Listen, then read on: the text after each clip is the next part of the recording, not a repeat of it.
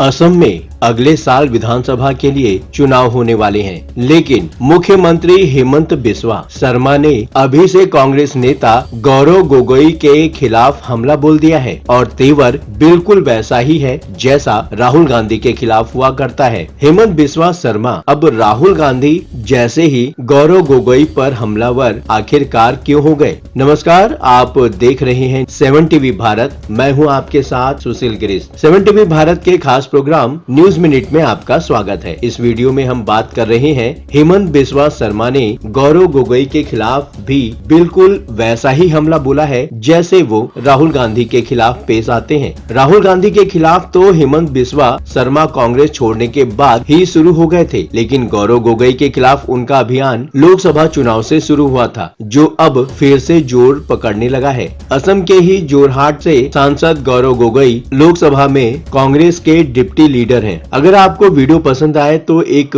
प्यारा सा कमेंट लिख सकते हैं। इसे शेयर करने के साथ साथ चैनल को सब्सक्राइब भी कर सकते हैं। वीडियो में आखिरी तक बने रहिए। गौरव गोगोई असम के मुख्यमंत्री रहे तरुण भाई गोगोई के बेटे हैं, जिनकी चुनावी जीत में कभी हेमंत बिस्वा शर्मा की बहुत बड़ी भूमिका हुआ करती थी और हेमंत बिस्वा शर्मा खुद को उनका उत्तराधिकारी मानकर चल रहे थे। लेकिन जब सीनियर गोगोई बेटे के मुंह में पड़ गए तो हेमंत बिस्वा शर्मा कांग्रेस की ही हार की स्क्रिप्ट लिख डाली और कांग्रेस को सत्ता से बेदखल करने के 5 साल बाद असम के मुख्यमंत्री बन गए। कांग्रेस से बीजेपी में जाकर हेमंत बिस्वा शर्मा मुख्यमंत्री ही नहीं बने, बल्कि पूरे नॉर्थ ईस्ट में वो बीजेपी के सबसे बड़े जनरल के रूप में मोर्चा संभालते हैं और उनका अगला टारगेट 2026 का विधानसभा चुनाव है। राहुल के बाद गोगोई निशाने पर। लोकसभा चुनाव 2024 के दौरान हेमंत बिस्वा शर्मा ने कहा था, पाकिस्तान में राहुल गांधी की लोकप्रियता बहुत ही ज्यादा है, वहाँ कहीं से भी वो चुनाव लड़कर जीत जाएंगे और अब वही पाकिस्तान कनेक्शन गौरव गोगोई के साथ जोड़कर पेश कर रहे हैं। जैसे गुजरात चुनाव के दौरान हेमंत बिस्वा शर्मा ने सोशल मीडिया पर वायरल सद्दाम हुसैन की तस्वीर को लेकर राहुल गांधी पर टिप्पणी की थी।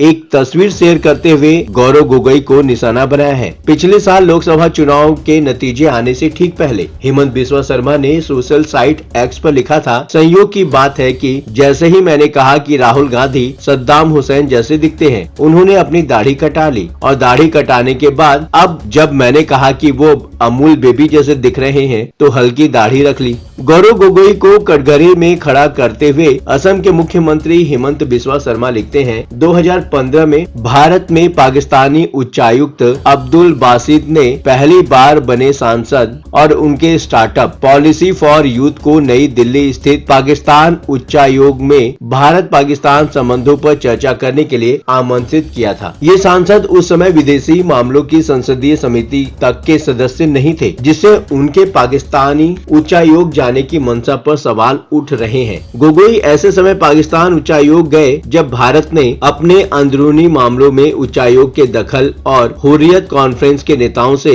उसके संपर्क करने को लेकर आधिकारिक विरोध जताया था। हेमंत बिस्वा शर्मा और बीजेपी अब गौरव गोगोई की पत्नी एलिजाबेथ कोलबर्न की विदेशी नागरिकता पर सवाल उठाते हुए उनके पाकिस्तानी खुफिया एजेंसी ISI से संबंध होने का आरोप लगा रहे हैं। बीजेपी ने राहुल गांधी की मां सोनिया गांधी के विदेशी मूल के होने को लेकर सवाल उठाया था और अब गौरव गोगोई की पत्नी को मोहरा बनाया जा रहा है। हेमंत बिस्वा शर्मा सोशल मीडिया के जरिए गौरव गोगोई से जवाब मांग रहे हैं। हेमंत बिस्वा शर्मा ने पाकिस्तान कनेक्शन जोड़ने के आरोप पर गौरव गोगोई का रिएक्शन भी उसी अंदाज में आता है। अगर मेरी पत्नी पाकिस्तान की ISI एजेंट है तो मैं भारत का रॉ का एजेंट हूँ, मुझे फर्क नहीं पड़ता। अगर कोई ऐसा परिवार मुझ पर आरोप लगाए जिस पर खुद ही कई गंभीर आरोप लगे हैं। गौरव गोगोई का कहना है, मुख्यमंत्री के परिवार द्वारा किए गए तमाम भूमि घोटालों की जानकारी दिल्ली में बीजेपी नेताओं को दी गई है। अपनी कुर्सी खोने के डर से वो मेरे और मेरे परिवार को बदनाम करने का अभियान चलाकर ध्यान भटकाने की कोशिश कर रहे हैं। बीजेपी प्रवक्ता गौरव भाटिया का आरोप है, कुछ दिन पहले जब राहुल गांधी ने कहा था कि उनकी लड़ाई इंडियन स्टेट के खिलाफ है, तो सवाल ये है कि क्या गौरव गोगोई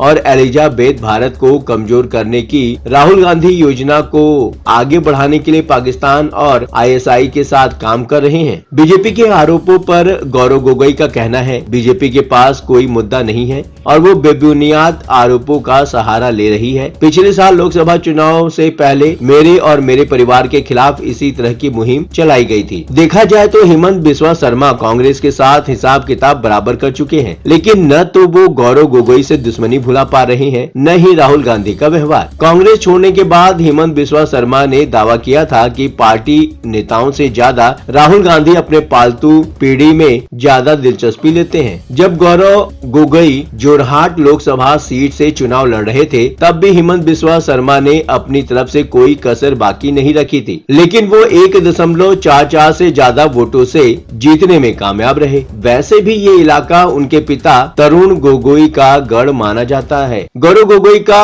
विरोध हेमंत बिस्वा शर्मा के लिए राजनीतिक से कहीं ज्यादा पर्सनल भी है, क्योंकि तरुण गोगोई और राहुल गांधी दोनों ने ही हेमंत बिस्वा शर्मा को गौरव गोगोई को आगे बढ़ाने के लिए ही कांग्रेस में दरकिनार करना शुरू कर दिया था। हेमंत बिस्वा शर्मा ने तरुण गोगोई और राहुल गांधी दोनों ही नेताओं को अपनी बात समझानी चाहिए, लेकिन कोई सुनने को तैयार ही नहीं हुआ। ऐसे में जबकि कांग्रेस में लोकसभा में राहुल गांधी विपक्ष के नेता बन चुके हैं और गौरव गोगोई उप नेता, आने वाले असम चुनाव में भी कांग्रेस में मुख्य कर्ता धर्ता गौरव गोगोई ही होंगे, और यही वजह है कि हेमंत बिस्वा शर्मा अभी से गौरव गोगोई को कटघरे में खड़ा करने लगे हैं। हो सकता है पिछली बार असम चुनाव में काफी सक्रिय रही प्रियंका गांधी को भी ज्यादा जिम्मेदारी दी जाए। फिर तो मानकर चलना चाहिए कि राहुल गांधी और गौरव गोगोई के बाद हेमंत बिस्वा शर्मा का अगला निशाना प्रियंका गांधी वाड्रा ही होंगी। फिलहाल इस वीडियो में इतना ही। आपका क्या सोचना है? कमेंट बॉक्स आपका है, बेझिझक अपने विचार कमेंट बॉक्स में शेयर करें। हाँ, चलते चलते ये बात भी बताना जरूरी है कि 7 टीवी भारत अपने दर्शकों की राय और सूचनाओं के लिए हमेशा खुला है। अगर आपके पास कोई महत्वपूर्ण खबरें, अहम घटना, सामाजिक मुद्दा या कोई ब्रेकिंग अपडेट हो तो वीडियो में दिए गए नंबर पर व्हाट्सएप द्वारा आप